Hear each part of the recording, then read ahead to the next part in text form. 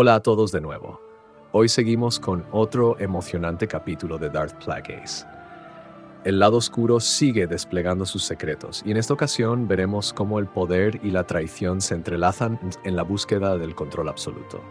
Si han llegado hasta aquí, saben que este no es solo un libro, sino un verdadero viaje hacia los rincones más oscuros de la galaxia. Acompáñenme en este capítulo mientras continuamos desentrañando la historia de los Sith y su ambición infinita. No olviden suscribirse al canal y seguirnos en Instagram para estar al tanto de todo el contenido que estamos preparando. Capítulo 4. El significado de la muerte. El desolado acababa de revertir al espacio real, cuando los sensores auditivos de 11-4D registraron sonidos inusuales desde la parte de atrás.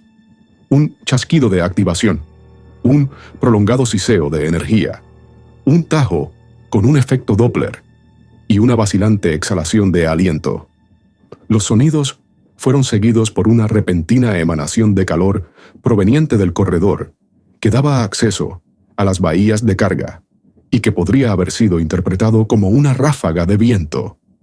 Solo al ajustar la velocidad de entrada de sus fotorreceptores, fue capaz el droide de identificar el borrón que corría hacia el espacio de la zona de los camarotes como un hombre vestido con una capa encapuchada, pantalones y unas botas suaves que le llegaban a las espinillas.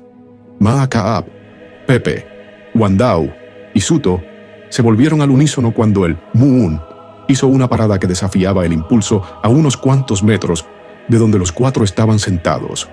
Sujeto en su mano derecha había un aparato con una hoja de energía carmesí que los bancos de datos del droide reconocieron como un sable láser, un arma utilizada casi exclusivamente por los miembros de la Orden Jedi. Y sin embargo, la comprensión impulsó un momento de aturdimiento. Los Jedi eran conocidos por ser guardianes de la paz y refuerzos de la justicia, pero el comportamiento del Muun, la colocación de sus largos miembros, el movimiento salvaje de su mandíbula abultada, el brillo amarillo de sus ojos, sugería cualquier cosa menos paz. Y, en cuanto a la justicia, 11-4D no podía recordar ni una única ocasión en la que los cuatro miembros de la tripulación hubieran llevado a cabo una ofensa que justificara un castigo capital. Con el sable láser zumbante colgando de su mano izquierda, el Muun permaneció en silencio, dejando que su postura hablara de su propósito nefario. A cambio, los miembros de la tripulación, comprendiendo que estaban siendo acusados equivocadamente, se pusieron en pie, alargando al mismo tiempo las manos hacia las armas atadas a sus caderas y muslos. Que el Muun les permitiera hacerlo le proporcionó a 11-4D otro misterio, al menos hasta que comprendió que el Muun estaba meramente festejando el combate. El droide se preguntó qué le había podido decir o hacer la Capitán La, posiblemente para que elevara tanto la ira en el Muun. Reprodujo el recuerdo de ella cebando la pistola láser. Había decidido ella que los problemas que el Muun representaban para el desolado podían estar mejor resueltos matándole, solo por haberle juzgado mal completamente. No obstante, era aparente que el Muun creía que la nave entera era cómplice en las acciones de la Capitán La, y había decidido encargarse él mismo de impartir un castigo de la clase más cruel. 11-4. D asumió que esto le incluiría a él, e inició instantáneamente una serie de rutinas redundantes que haría una copia de seguridad y almacenaría los datos para proporcionar una grabación de lo que estaba a punto de ocurrir. La escena de la confrontación en la zona de camarotes solo había durado un momento, cuando Wandau, que había servido como guardaespaldas para un célebre Hutt, saltó a la acción, desenfundando y disparando su pistola láser, incluso mientras corría para ponerse a cubierto tras uno de los mamparos. Una décima de segundo después, Maa Ka'ab levantó su arma y disparó una ráfaga continua de disparos láser hacia el Moon. En el mismo instante, Zuto y Pepe se agacharon mucho sobre la cubierta y se lanzaron hacia adelante en un intento de rodear a su oponente y colocarle en el centro de un fuego cruzado mortal. Desde el pasaje que llevaba a la cabina, vinieron las pisadas rápidas del piloto, Bleer, y del navegante dresseliano de la nave, Semasalli. 11-4D sabía que habían estado monitorizando las imágenes de las cámaras de la bahía de carga y pensaba que era probable que ellos hubieran sido testigos de cualquiera que fuera la frase que había hecho que el Moon luchara contra la capitán La. La reacción del Moon ante la andanada de disparos que convergieron en él requirió casi más poder de procesamiento de la que el droide tenía a su disposición. Al emplear una combinación de movimientos corporales, sable láser y la mano derecha desnuda, el ágil ser inteligente esquivó, desvió o devolvió cada disparo que se dirigió a él. Rindiendo energía lentamente, los disparos rebotaron de la cubierta y los mamparos, conectando alarmas, provocando un cambio a la iluminación de emergencia y liberando cascadas de espuma supresora de fuego de los aerosoles del techo. Apenas habían entrado el Balozar y el Dresseliano en el espacio de los camarotes cuando las escotillas sellaron los corredores, evitando cualquier escape de la melee. Solo la habilidad de 11-4D para calcular las trayectorias y reaccionar instantáneamente al peligro evitó estar en la parte receptora de cualquiera de los numerosos rebotes. Espiando a Bleer y Semasalli, el Moon lanzó el sable láser en un arco giratorio que le cortó las pinzantenas y el cráneo del Balozar y la mayor parte del hombro izquierdo del Dresseliano arrugado, empañando el aire ya agitado con sangre de color verde. Mientras las alarmas continuaban gimiendo y la espuma continuaba brotando, Bleer se dobló y cayó boca abajo en la cubierta resbaladiza, mientras que Semasalli, chillando de dolor, se derrumbaba sobre un costado, alargando su brazo fútilmente hacia el brazo cortado. El sable láser apenas había dejado la mano del Moon cuando Wandao salió volando de su lugar a cubierto para atacar al Moon, disparando su pistola láser tan incesantemente como todavía lo estaba haciendo Ma-Ka-Ap. Sin embargo, esta vez, el Moon apenas alargó su mano derecha y absorbió los disparos, viajando por su brazo arriba y a través de su pecho estrecho. La energía pareció brotar de la mano que esperaba el retorno del arma giratoria, como una maraña de electricidad azul que siseaba desde sus dedos huesudos, alcanzando a Wandao directamente y levantándole hasta el techo de la bodega, antes de dejarle caer hasta la cubierta sucia, en un montón, como si sus huesos se hubieran convertido en polvo. Bajo una estroboscópica luz roja, los ojos de Ma-Ka-Ap siguieron el alzamiento y la caída de su compañero destrozado. Con su pistola láser vacía, el Zabrak extrajo una vibrocuchilla de una vaina en el cinturón y se lanzó contra el Moon, con su gran mano derecha pretendiendo clavarse en el cuello larguirucho del Moon. El Moon cogió el sable láser, pero en lugar de moverlo para apuntarlo contra Ma-Ka-Ap, bailó y giró fuera del alcance de la vibrocuchilla y comenzó a desviar las patadas y puñetazos marciales del Zabrak, hasta que una patada lateral en el tórax lanzó a Ma-Ka-Ap por el camarote y le estrelló contra el mamparo. Los receptores de audio de 114D registraron el chasquido de la espina dorsal del Zabrak y el estallido de las arterias pulmonares. Ahora, Zuto y Pepe se lanzaron hacia el Moon desde ambos lados y realmente se las arreglaron para cogerle. Pero fue como si el Moon se hubiera convertido en piedra. El Kalliesh y el Quara atacaron con dientes y garras, pero sin efecto perceptible. Y cuando el Moon hubo tenido bastante, posicionó su sable láser directamente delante de él y lo giró entre el agarre de ellos, arrancando la cara con colmillos de Pepe y el morro achatado y con bigotes de Zuto. Los sensores olfativos de 114D detectaron una efusión de feromonas que señaló la muerte del Kalish. Zuto, por otra parte, aunque gorjeando por la sangre y gimiendo de dolor, quizás podría salvarse si se trataba a tiempo. Poniéndose recto desde una posición con las piernas estiradas, el Moon desactivó el sable láser y examinó a los seres que había matado y a aquellos que había mutilado con escalofriante exactitud. Sus ojos amarillos se posaron sobre 11-4D, pero solo durante un instante. Entonces se enganchó el sable láser a su cinturón y fue rápidamente hasta su víctima más cercana, que resultó ser Du Zuto, dejándose caer sobre una rodilla junto a él. El Moon miró intensamente al cuerpo con espasmos del Quara, pero precisamente a qué, el droide no pudo suponerlo. Los ojos protuberantes color mar de Zuto parecieron implorar ayuda a su asaltante, pero el Moon no hizo nada por detener el flujo de sangre o por ofrecer ayuda paliativa.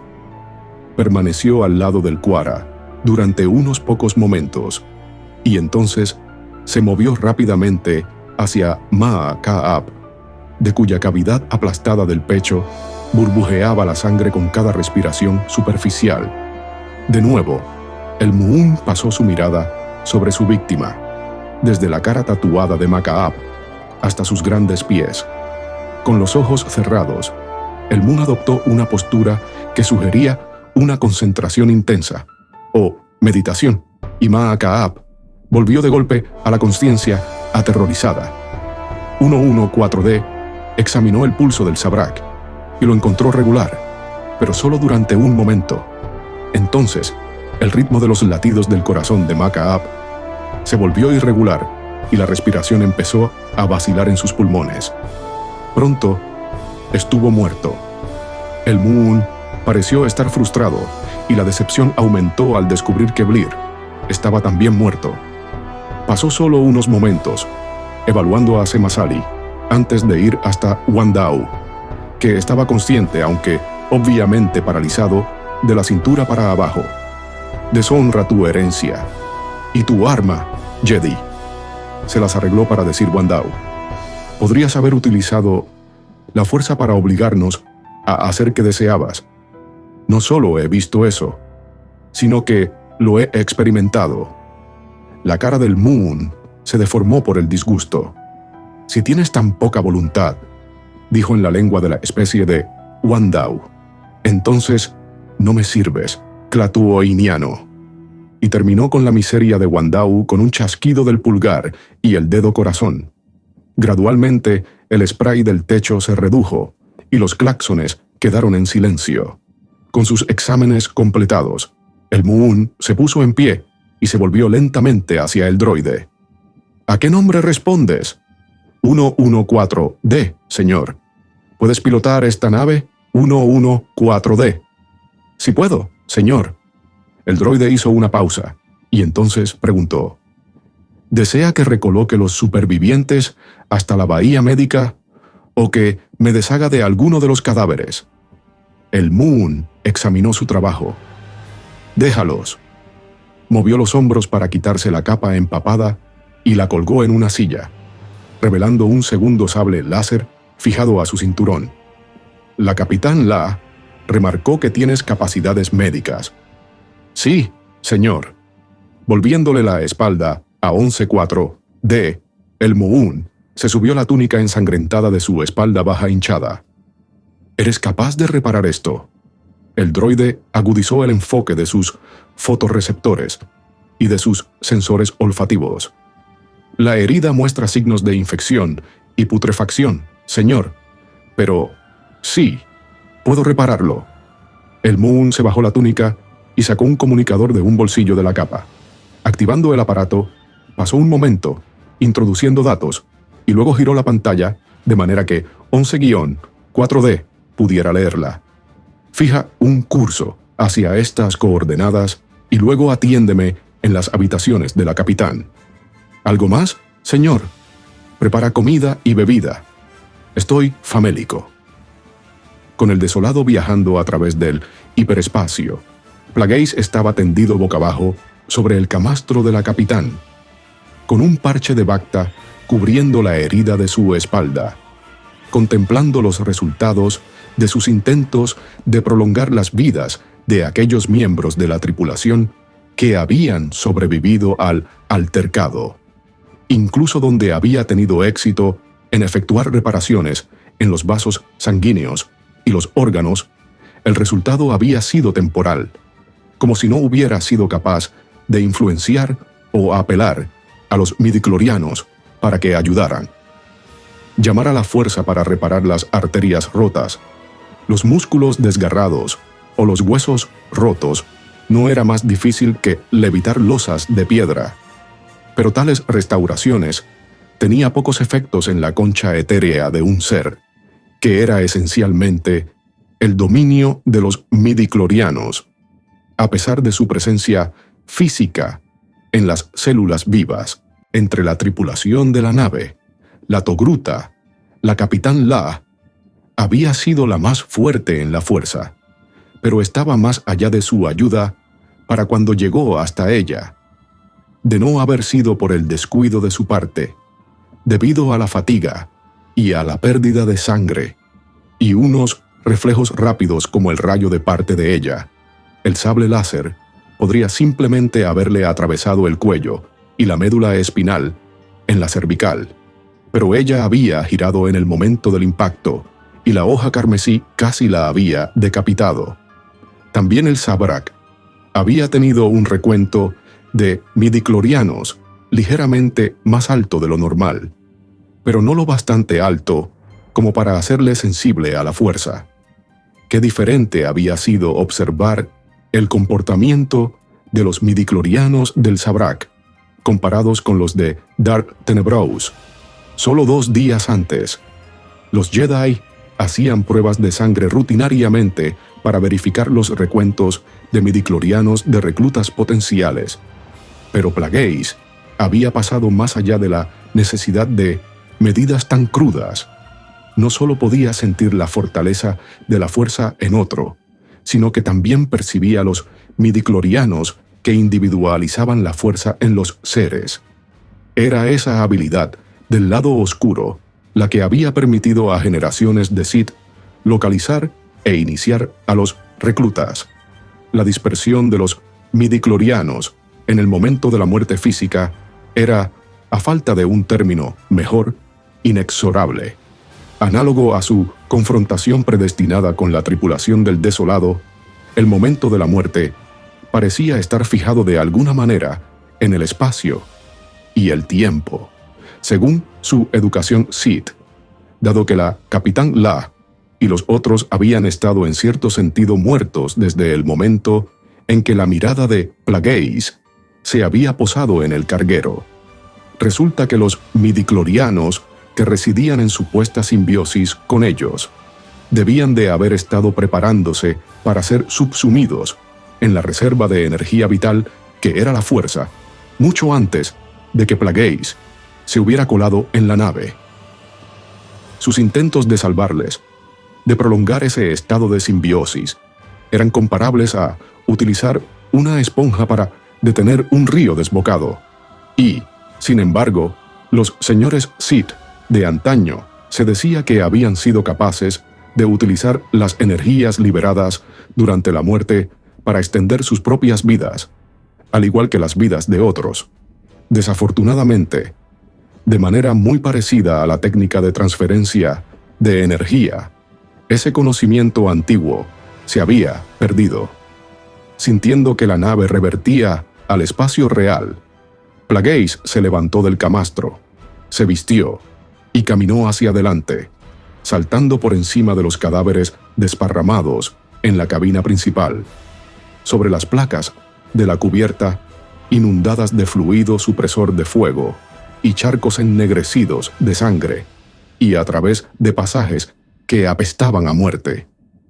Uno de los miembros de la tripulación, el dresseliano que ahora tenía un brazo, todavía estaba vivo, pero en estado comatoso. En la cabina encastrada de la nave, el droide estaba inmóvil en la consola de control. Más allá del ventanal de transpariacero, una miríada de estrellas flotaba en el espacio.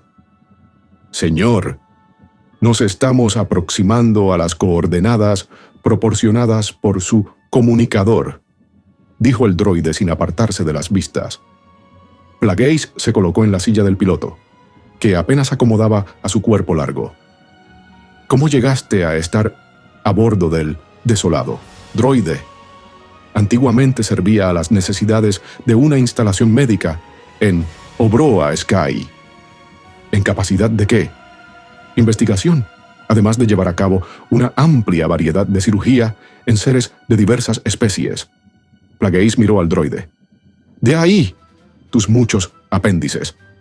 «Sí, señor, pero los que llevo actualmente fueron actualizados cuando me convertí en propiedad de la Capitán La, de manera que pudiera servir mejor a las necesidades del desolado». «¿Y cómo te convertiste en propiedad de la Capitán?» «Creo, señor, que fui adjudicado a la Capitán La, en lugar de pagas debidas por la recepción de ciertas mercancías. También es mi creencia que el intercambio se pretendía que fuera temporal, pero la Capitán La decidió quedarse contigo». «Sí, señor, decidió quedarse conmigo. Siento decir que no puedo explicar sus razones y nunca fui lo bastante impertinente como para preguntar».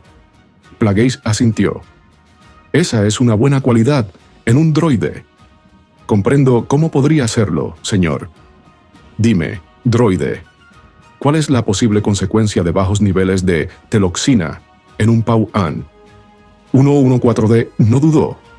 Una posible consecuencia sería una elevación de la velocidad de oxidación, llevando al crecimiento de una papera exoftálmica, que a cambio afectaría a la producción de roamin de los lóbulos anteriores de la glándula luteari.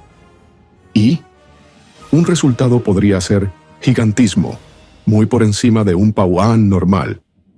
Y en ese caso, el ganglio de conexión que constituye el sistema nervioso autónomo y que controla la secreción glandular podría inducir a una aceleración de los músculos circulares del esfínter del tracto digestivo, resultando en una xeroftalmia. Así que también eres un diagnosticador. En menor medida, señor. Más allá del ventanal, haciéndose más grande contra el telón de fondo de un planeta enorme con anillos. Una estación espacial giraba en una órbita fija cerca de una luna con muchos cráteres. Un revoltijo de módulos con cúpula interconectados. La estación mostraba dos brazos largos y rectangulares a los que estaban unidas naves de diferentes tamaños. Plagueis abrió los datos en la pantalla de su comunicador y los colocó a la vista de 114D. «Transmite este código por el comunicador». El droide llevó a cabo la tarea y esperó al comunicador mientras los altavoces de la cabina crujían al encenderse. «Carguero no identificado.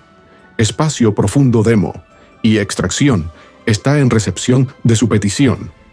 Denos un momento para autentificar su transmisión». «Esperaremos mientras la autentifican», dijo Plagueis. «Carguero tiene permiso para atracar», volvió la voz un momento después. «La nave es mía», dijo Plagueis, inclinándose hacia adelante para agarrar la palanca de control. Como precaución, la estación les dirigió hasta un atracadero en la parte más distante del más largo de los dos brazos. «Me acompañarás a la bahía de aterrizaje», le dijo Plagueis al droide cuando hubo apagado la nave.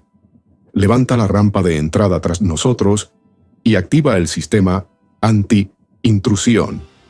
Nadie debe abordar el desolado, a menos que yo diga lo contrario». Lo comprendo, señor. Esperando en la sombría bahía de aterrizaje, había una mujer Nikto y un joven Dug de color bermejo, respaldados por un contingente variopinto de seres armados, bajándose la capucha de su capa mientras se aproximaba. Plagueis vio que la Nikto se puso rígida y les hizo señas a aquellos que estaban tras ella para que dejaran el área inmediatamente. Magister Damask, empezó ella en básico. No tenía conocimiento previo. Plagueis la interrumpió. Esta no es una visita social. Por supuesto, Magister. No obstante, ¿desea que yo informe al jefe Cabra de su visita? ¿Está de guardia? No, señor. Pero se puede contactar con él por comunicador. Eso no será necesario, dijo Plagueis. Yo mismo contactaré con él. Como desees, Magister. ¿Qué servicios puede ofrecerle la estación? Plagueis hizo un gesto de un modo improvisado hacia el carguero atracado. Esta nave debe ser sellada y destruida. ¿Sin salvar nada?, dijo el Dug. Plagueis le miró. Dije sellada y destruida. ¿Necesitas oírlo una tercera vez? El Dug desnudó sus dientes. ¿Sabes con quién estás hablando, Muun? Plagueis movió la mirada hacia la Nikto. ¿Quién es este cachorro inexperto? ¿Cachorro?, repitió el Dug antes de que la Nikto pudiera intervenir. El descendiente más joven del jefe Cabra. Magister, dijo ella rápidamente, conteniendo al Dug con su brazo izquierdo extendido. No pretende ofender. Plagueis volvió a mirar al Dug. ¿Cómo te llamas, cachorro? Las patas traseras del Dug se tensaron para saltar, pero la Nikto giró rápidamente, abofeteándole en su morro de labios colgantes y amplias narinas, y agarrando con una mano su tráquea. «Respóndele», rugió ella en la cara gruñona de él. Y con el debido respeto, el Dug se aplacó y gimoteó, aunque con certeza fue más por humillación que por dolor. «Darnada», chilló al fin. «Darnada», repitió Plagueis antes de dirigirse a la Nikto. Quizás el joven Darnada debería ser amordazado para evitar que ponga en peligro las relaciones comerciales de su padre. Su insolencia refleja su inexperiencia. Magister, dijo la Nikto, en abatida disculpa. Ella le dirigió una mirada amenazadora a Darnada antes de continuar. Confío que sus órdenes respecto a la nave serán obedecidas completamente, Magister. También necesitaré un cambio de ropa y una nave repostada y con piloto. ¿Podemos proporcionarle al piloto un destino por adelantado?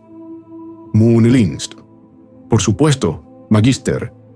¿Y cuáles son sus instrucciones respecto al droide? ¿Instrucciones? ¿El droide será destruido junto con la nave? Plagueis miró por encima de su hombro hacia 11-4D. ¿Cuánto de tu memoria se puede borrar sin interferir con tus protocolos médicos? Soy de diseño modular, dijo el droide. Mi almacenaje de memoria se puede borrar en su integridad o según cualquier parámetro que usted establezca. Plagueis consideró eso. Permanece con la nave hasta que haya sido licuada. Espero una grabación de audio y video completa. Un 1-4D levantó sus apéndices del lado derecho en un gesto de aceptación. A su servicio, Magister Damask. Y hemos llegado al final de este capítulo de Darth Plagueis. Cada vez estamos más cerca de descubrir los secretos más oscuros y poderosos del lado Sith, y la intriga solo aumenta.